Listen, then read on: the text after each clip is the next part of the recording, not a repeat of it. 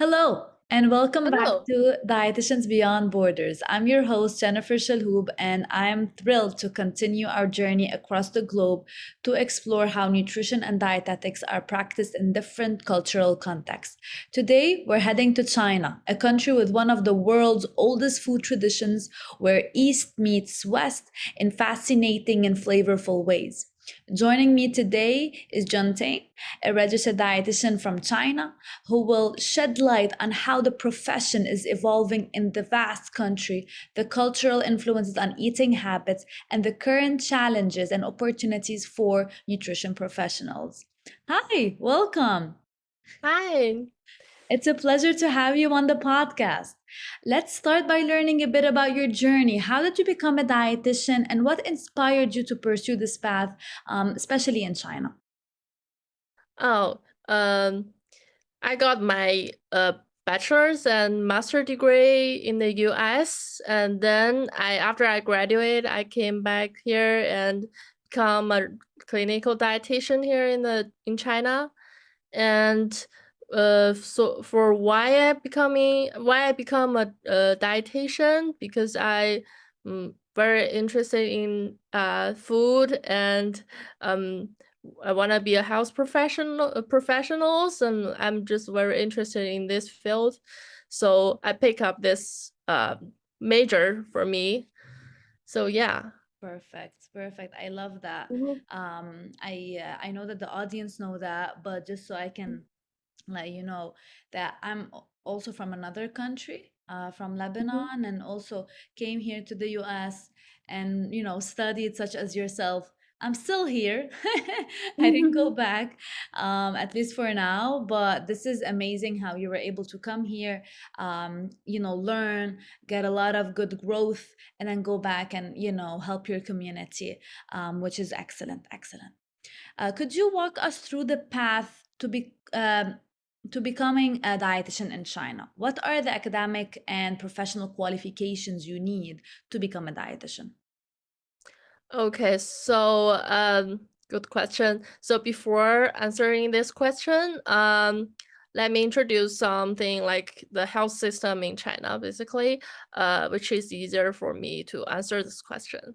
So here in China, we have the National Health Commission, so which is a national government department, and it directly manage all the hospitals and all the health professionals qualifications.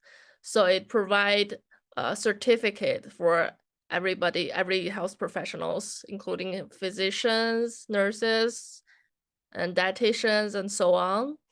So so there only someone who got the certification can have the right to register in the hospitals or any other medical institution. So it's not as same as the US. We do have like Chinese Nutrition Society, which is like equal to the Academy of Nutrition Dietetics in the US, but the certificate it provided, you can also call RD, but you don't have the right to register in medical institutions. So just for sure, someone uh want to be a dietitian in China, make sure if you want to be a clinical dietitian or not. So if you want to be a clinical dietitian, you must have so first you have to get a bachelor degree above related to nutrition, and then you apply for the certificate from the National Health Commission, and so that's how you become a clinical dietitian in China. I don't know if I missed something, but do you guys do Mhm. any exam after you finish your program, or like automatically once you graduate you get the licensure with no exam? You need to have an exam. An exam. Okay. Okay. Okay. Mhm. Okay, that's Yeah. excellent. And you know what's so interesting how we're all very similar. I met a lot of, dietitians before having, um, just just different requirements, yet very, very similar. So that's wonderful. That's wonderful.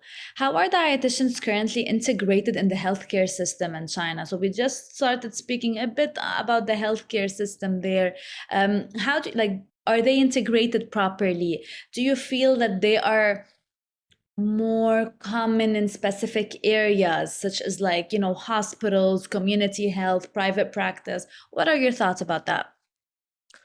Actually, it's basically similar. Like, we have some dietitian they do clinical, and some they do community sports or something else, like any types of different types of dietitians we know. Like we do have dietitians like that here, but honestly speaking, we do not have many positions today nowadays for dietitians in the community, like in field or like private clinics.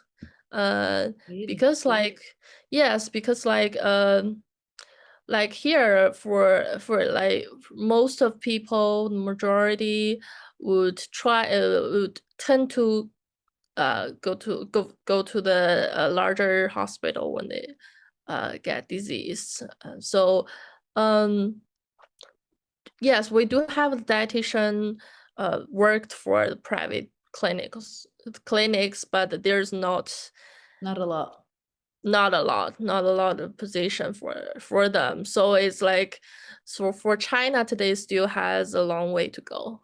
Wow. I believe like for the most for some large cities, they do have dietitians working private clinics, but for other cities we do not really have that, like the whole environment. Okay. Yes. Yes. Okay. Wow. And that's also so interesting because, you know, other countries, such as like Lebanon, for example, they the dietitians thrive through private practice. They thrive. They are business owners, they're entrepreneurs. Some people, you know, have their catering business on the side. They have, you know, things going on. Private practice is huge. And I wish one day we can get to the point that on the clinical aspect, there are more opportunities. So it's so interesting how, you know, things just switch up. That's crazy. But Yes, we do have private, but not like not not a lot of very, opportunities, right? Not a lot of yes, opportunities, not maybe. very professional. Someone may not have a qualified Oh, certificate, so okay. we don't call them like the real Yeah, dietitian. yeah, Yes. yeah, yeah. Mhm. Ugh, Yeah. there are a lot of those. There are a lot everywhere in the world. Mhm. China has such a rich and diverse food culture, from Mhm. regional cuisine to traditional food therapy. How does this shape the country's nutritional landscape? How do you feel this is all connected in that one bubble?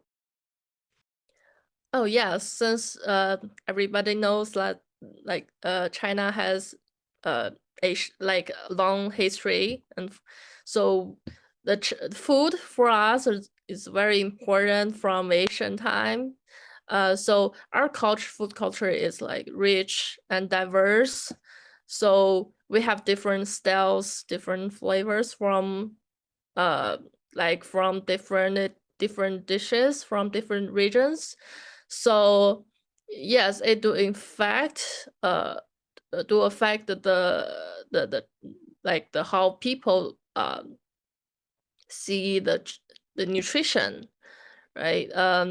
So I feel like the different food styles yeah. Sorry, I can Hey, you just like yeah, yeah. No, yeah. no worries at all. No worries at all. And honestly, it makes complete sense. I mean, as you meant, um, with obviously your cuisine comes a lot of flavors, a lot of, you know, traditional food, and Yeah. definitely not what we eat in those, you know, Chinese restaurants here in the U.S. or even anywhere. You need some authentic good food to keep that intact. Do you feel like, as a dietitian, once you want to recommend, right, and especially because you work in China, so maybe a big majority of the people are you know, from China. Do you feel like applying medical nutrition therapy while keeping an eye on those traditions and food culture, has it been difficult? Has it been challenging for you to actually um, provide this MNT because it's very aligned? Like, is it aligned? Does that make sense? Does that make sense, that question? So you mean like how the culture affect the Like the people? MNT, like having, how Oh, are you yeah, able to I apply get. medical nutrition therapy while following those food cultures? Oh, yes.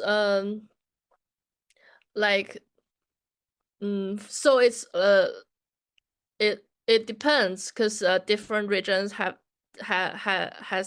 their own culture. Like, for example, in my city, that like we do have like the noodle culture. So like people do really like noodles. So like if you ask the patient, like how do you feel you eat? How do you feel your what do you like your meal your cells, and they're like, oh, I'm doing it good. Like, but when you eat, ask them what do you eat every day, they're like, oh, I eat like noodles and for lunch, for dinners, and I think I'm doing great. Like I'm doing like really Yeah, nutritious food, right? yeah. So But so it's a it affects. challenge, right? It's a Yes, challenge. it's challenging. So it depends on the different regions. So Mhm. you like for us, we need to take times to explain for them, and yeah, show them what's better for them. Yes. Yeah. Yeah, Mm. that's insane. Especially I know, like, you know, when in your culture, like there's a lot of, like, obviously rice, right? Mm. Noodles, and very low fat content, right? In your diet, which is very interesting. I work here at the cancer center, and all what we do is trying to add more good fats in them, more good protein. Every time I speak to somebody who's from China, that, you know, they're not used to it. That's not something that's common. it's Yeah. it's tough because it's like that's their culture, you know, that's their life, that's something that they're used to. So coming Yes. here and telling them, hey, please add some more olive oil, they're like, what is Yes, it? they're not used to it They're not at used all. to it. They're not used to it. So, China has undergone rapid urbanization and lifestyle changes in recent decades. How has this affected the country's nutrition profile?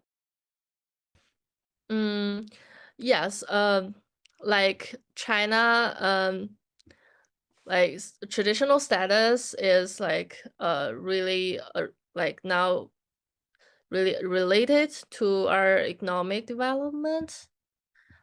Yes, and it's like obviously everyone's dietary structures has changed rapidly also, and you can see now like in China more and more people get chronic disease than before. Yes, like it's increasing every year, like rapidly. Yes, you can see. And also like people with chronic disease have like they have the we have the trend like of like younger person who got like diabetes, or yes, and like high blood pressures. Yes, we have these conditions. So of course, because like China now experience rapid development in the past, so the current nutrition status is like based on several like different patterns, such as like we have our traditional Chinese dietary pattern, which is like what you said. We are like mostly plant-based, and we don't add much oil in it. And so people usually like the most people, not most, but some of them get anemia before because they don't really eat much like meat.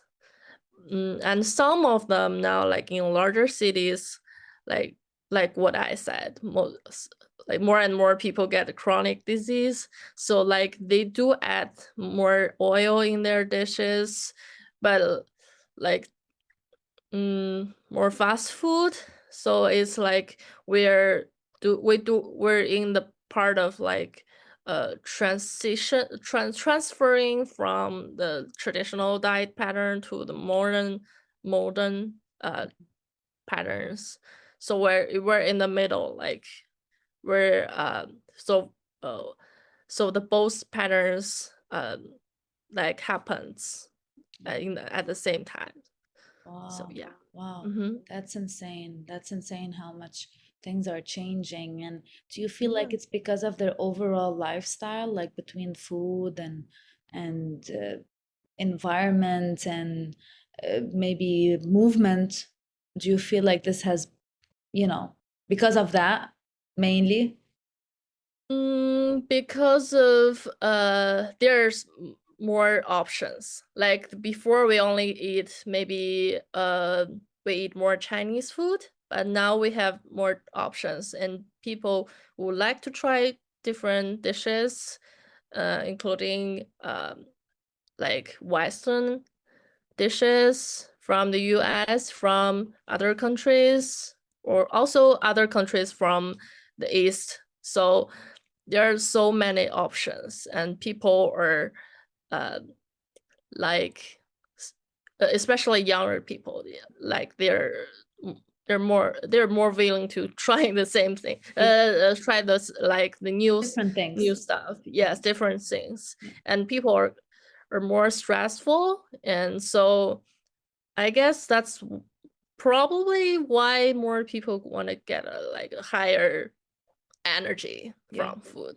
Yes. Absolutely. Especially the delicious, right? The burger, the Yes. pizza, Yeah. all those. Yes. And Yeah. yeah. And fast. Yeah. Yeah. So, what are some of the biggest challenges that dietitians face these days, other than what we just spoke, right? That there aren't as much maybe opportunities on the private practice end, but what do you feel? Is there any other challenge that the dietitian in China faces every day? Mm, like first of all, like what I said, like the whole industry is kind of uneven. So it's like there is not a perfect nutrition teaching program or systems. So like some people want to get a professional certificate, but they don't know the right way, like how do they get the certificate. And also for the publics, they cannot distinguish like the right, we said like the right dietitian or someone they're not dietitians. So that's a big challenge for us right now, you know. Wow. And yeah, I think that's the biggest challenge. Wow. And yes. And do you feel like there are opportunities to come? Do you feel like there are more things that, dietitians in China are looking forward to do? What are your thoughts about that? Sorry. Um, sorry, I'll repeat. So, do you feel like despite those challenges, we have some opportunities that Chinese dietitians are looking forward to, some things, some doors that you guys can open? What are your thoughts about that? um yes, it's like we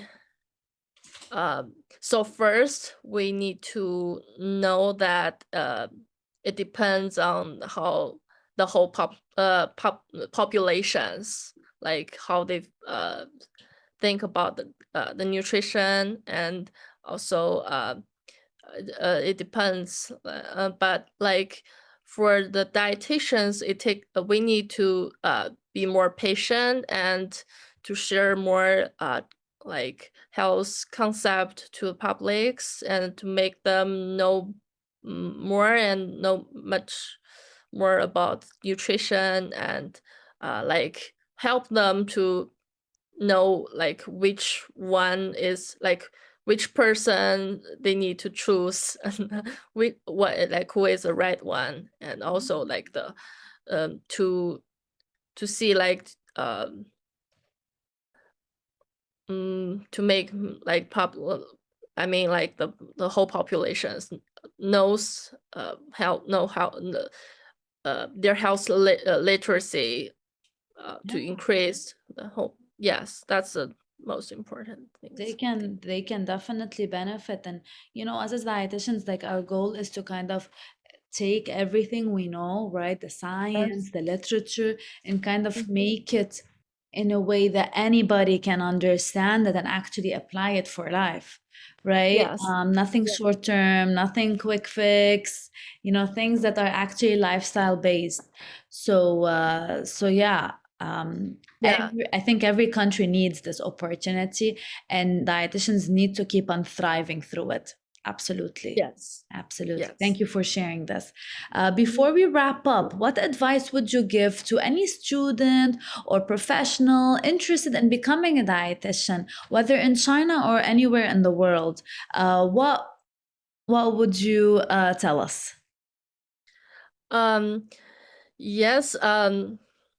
If you wanna to be a dietitian, either in China, like the most important thing is to first understand the qualification, and also be like be confident, because although I said some like no like sounds hopeless, but like yeah, but actually China's like the whole industry was not like not reach a very mature stage now.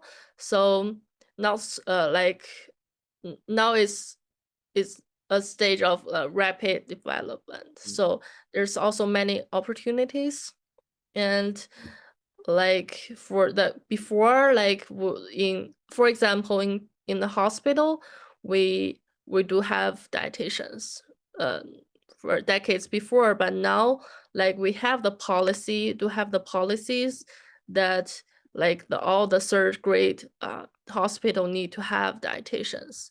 Wow. So the Good. yes, so the policy now is like supporting uh, the hospitals and other medical institutions. So now it has trends like this policy will, as what I know, like tend to have like uh, make every like second grade hospital have the dietitian. So like there will be more and more positions there. So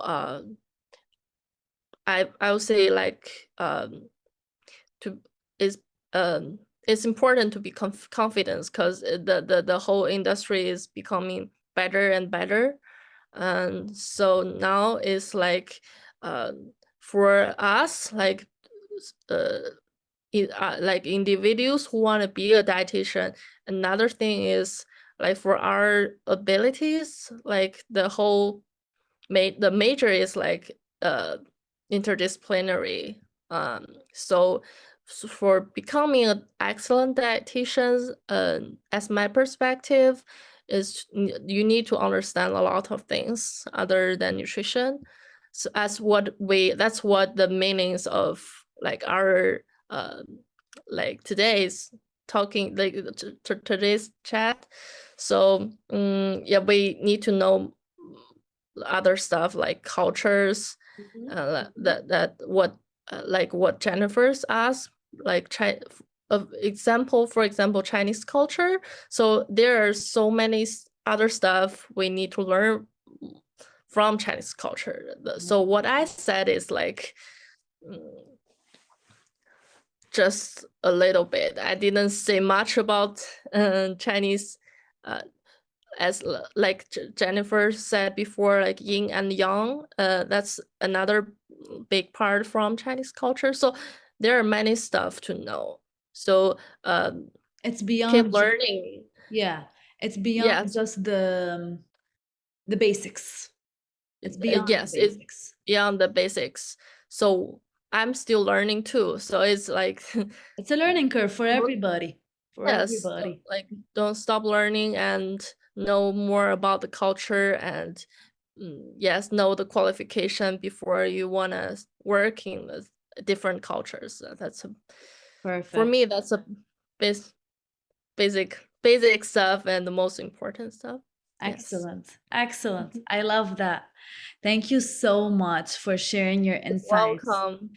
Truly, we learned a lot. It was very, very, very eye-opening to learn how much tradition and, just these days, right, with that modern change that has been happening, that intersection connecting to your work is insane, right? And it's truly admirable. Can't speak. How dietitians are helping, to shape the future of health in such a dynamic setting. To our listeners, if you enjoyed today's episode, don't forget to subscribe, leave a review, and share with anyone passionate about nutrition around the world. You can follow us on Dietitians Beyond Borders. You'll see the caption below on Instagram and TikTok for more updates and upcoming episodes. Until next time, stay curious, stay nourished, and keep exploring nutrition beyond borders. Thank you.